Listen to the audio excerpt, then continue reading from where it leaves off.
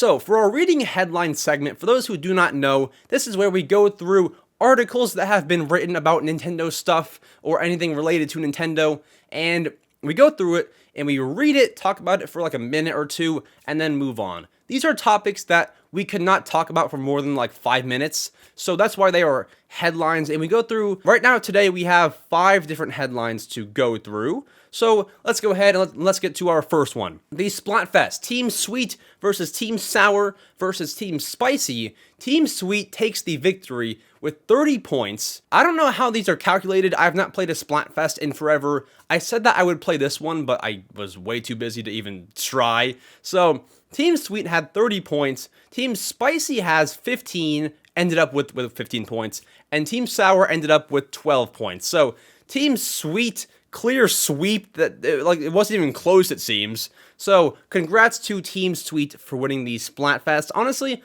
once again, I didn't choose a team, but if I had to choose a team, I'd probably choose Spicy. So good thing Spicy came in second. So, you know, I wouldn't have lost too bad there, but congrats to Team Sweet if you were on there. And yeah, I just feel like I saw a lot of people say that they were going to join Team Sweet. Honestly, I feel like if you just do your research, find out how many people are joining this team, that team, you know, who is joining those teams, I feel like you can probably just pick the right team that'll win the Splatfest. Because I feel like a lot of the pro Splatooners get on like one team and just win. I could be wrong, but I feel like if you research, go on Twitter, you'll kind of find out what team is most popular. And that tends to be the team that wins the entire thing. So honestly, if I were you and you want to win a Splatfest, research on Twitter. Everyone's talking about it. They all say what team they're choosing. So head over there and see what you can find. Next, we have Universal Studios says Miyamoto was involved in, quote, every step of the way when creating Super Nintendo World. When I first read that headline, my reaction was, okay, that means that Super Nintendo World is going to be actually good. It's going to be good. Not some people that think that they know what to put. No, Miyamoto was involved every step of the way according to Universal. So that's pretty good. He knows, obviously he created Mario. So it's like, what better person to have involved in creating the Super Nintendo World than Miyamoto himself. So it'll be good. Now, speaking of Universal and Super Nintendo World California, that opens up in February, and recently, Universal launched a ticket reservation waiting queue where people who want to go would go and wait in this queue to get tickets to the park in February.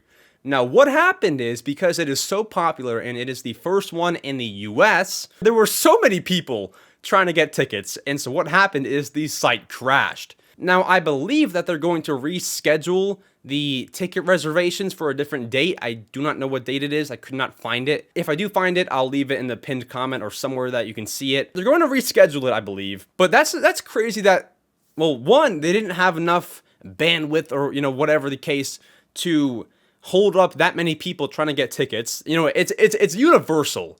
It's Universal. They're one of like the biggest, I don't even like theme park places. It's Universal. How could you not be prepared for this? And also, what's crazy is that there are that many people trying to get tickets. I mean, a website crashing amount of people. That's got to be like 20, 50, 100,000, somewhere in that range. That's just nuts, man. That's nuts. All for that opening week. I want to go to the Florida one. Am I going to have to do that with these people? Like, am I going to have to fight and have the website crash just to get tickets? Because I hope not. I hope it's not that bad. So the website crashed. I hope that whoever was trying to get tickets got their tickets or is going to get their tickets eventually, soon, hopefully. If you were a part of that, comment down below because I want to know what your experience was. Did anybody buy tickets? I couldn't find much on it.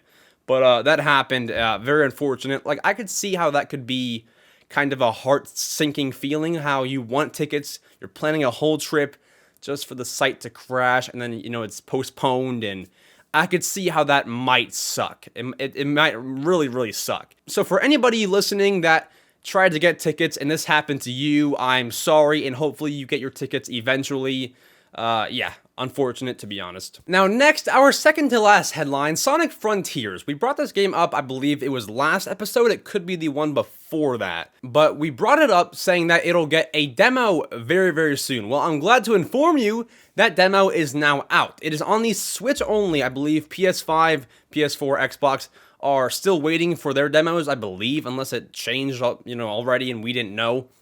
But there is a Sonic Frontiers demo on the Switch, so if you're still on the fence after a little over 2 months, if you're still on the fence, I would definitely get the demo. You have nothing to lose apart from maybe half an hour and some Switch memory space, but you can just delete it later. So what do you have to lose by getting the Sonic Frontiers demo? Nothing at all. I would try it out if you've not already and see how it performs on the Switch, see if you like it, see if you want to buy it on the Switch or a different console based off the performance, all that kind of stuff.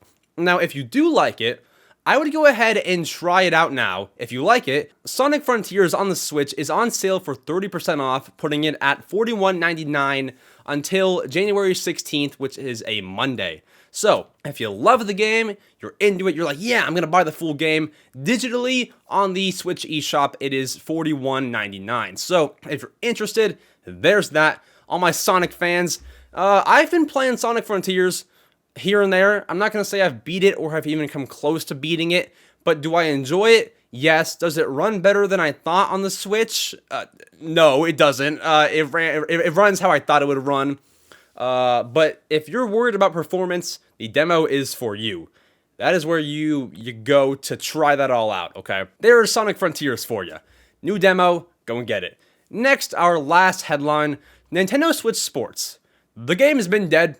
It's been dead since, I would call it, August, probably August, because April, May, June, July, you're still kind of getting it, and then August, it falls off. But anyways, it is alive in some sense, because Nintendo has introduced Nintendo Switch Online, Nintendo Switch Sports icons. So, if you know recently, or not recently, but maybe almost for a year now, Nintendo has been introducing special icons for your Switch profile. You can go and redeem them with platinum points from the My Nintendo service, and they're about 10 platinum points each, I believe. And so there are a few based off of Switch Sports, so let's go over which ones they have put out for us to get. Now, this is Wave 1, so I assume that we'll have Wave 2, Wave 3, Wave 4 in the future. Now, for the first icon, we have all of the little new characters, the main render that had came out. We have a bunch of new characters in one little icon. Then we have a golf club, pretty basic, honestly. And then if we go up again, we have the characters again that are on the, main render that had came out before the game came out. You see that artwork a lot. Those characters in an animated style actually now. So that's pretty interesting. I mean, maybe I'll use that one for a bit. Then we have the Switch Sports Boy swinging the golf club. And then if you look to the right of that, sorry, I'm going all over the place. I'm going like up, down, and then back up. But I'm going to circle these or whatever. So if you look to the right of that, you see the same thing, but animated once again in a cartoony style. And then, I'm so confusing, let's go up one to the girl character, has her hand on her chin like she's having an aha moment or a thinking moment.